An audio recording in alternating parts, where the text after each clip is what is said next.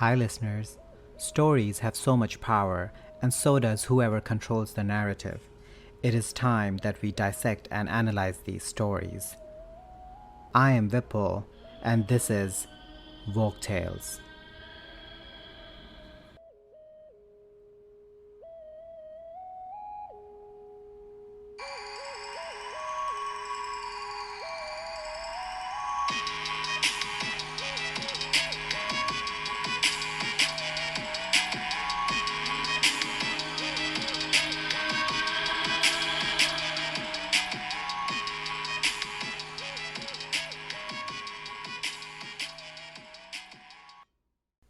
Hi, everyone.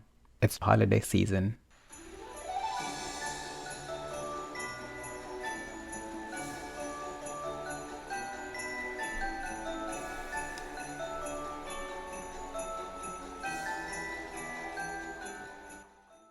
Request a dozen eggs from a farmer, a dozen steaks from a butcher, or a dozen pencils from a traveling office supplies salesman, and you will almost certainly receive 12 of your chosen item. But a baker's dozen is commonly understood to mean 13, although no complaints. But are bakers just bad at counting? Not quite. Today's story is the legend of the baker's dozen in the US. On that note, it's story time. Long ago, there lived a successful baker in Albany, New York, who owned a thriving business and a big family.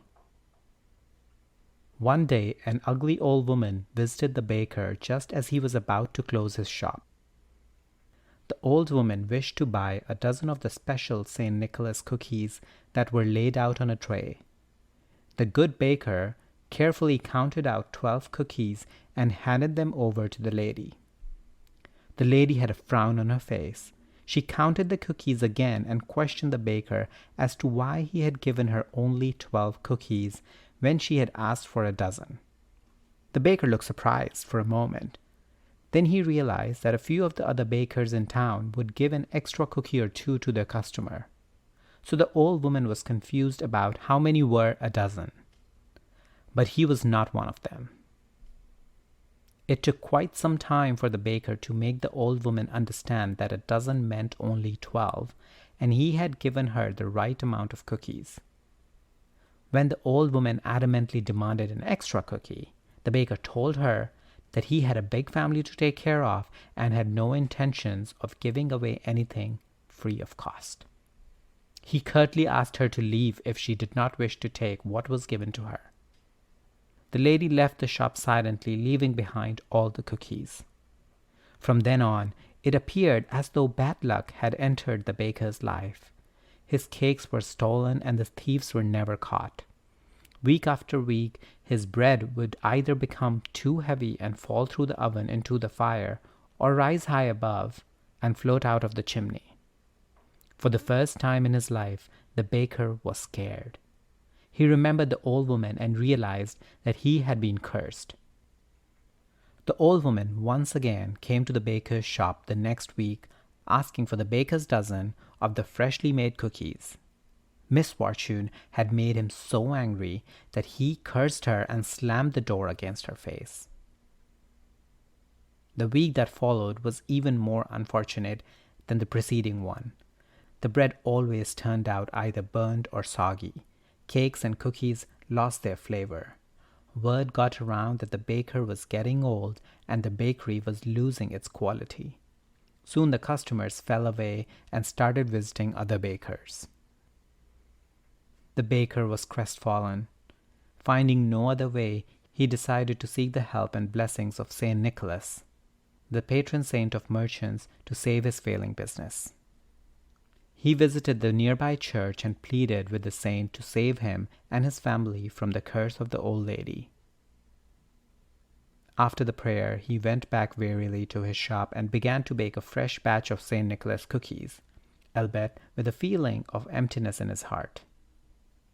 As the cookies baked, numerous thoughts about the outcomes of the cookies began to torture his already troubled mind.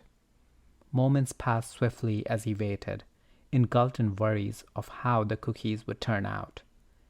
When it was finally time to take out the freshly baked cookies from the oven, he was surprised to see that they were perfectly baked. After 3 weeks of misery, he was beyond relieved as he began to lay the successfully baked cookies on the tray where they could be seen from outside. As he looked up, he saw St. Nicholas standing right in front of him. The baker, weakened with shock, found it difficult to keep standing and slumped on the chair. He could not take his eyes off the saint, who looked at him sympathetically.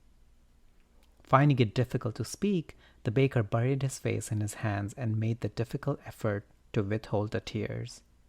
St. Nicholas said, "My entire life was dedicated to serving the needy and wiping away the tears of pain of those who suffered. God has always taught us thus. He has always been generous to us, and shouldn't we, his children, be the same?" The baker lay still, listening to the saint's soothing voice. The saint continued, "Is an extra cookie a big price to pay for the generosity that God showered on us?" Saying thus, the saint vanished. The baker was blessed by the saint's calming words, which seemed to wash away all the troubles of his life. A few moments later, when the baker heard the door of his shop open, he saw the same old lady asking for a baker's dozen of freshly baked St. Nicholas cookies. The baker, who was now a changed man, smiled at the old woman and counted 13 cookies and gave them away free of cost. The old lady looked at the baker for a moment and said that the spell was now broken. From then on, a baker's dozen would always mean 13. The baker had learned his lesson, and he began to generously give away from all that he baked. 13 to him would always mean a baker's dozen. The end. I love this folk tale about how baker's dozen came to be. The story has you thinking that sometimes doing just enough isn't good enough, and going that extra mile can make someone's day. This is a perfect story for the holiday season. So give cheerfully, and on that note, bye for now.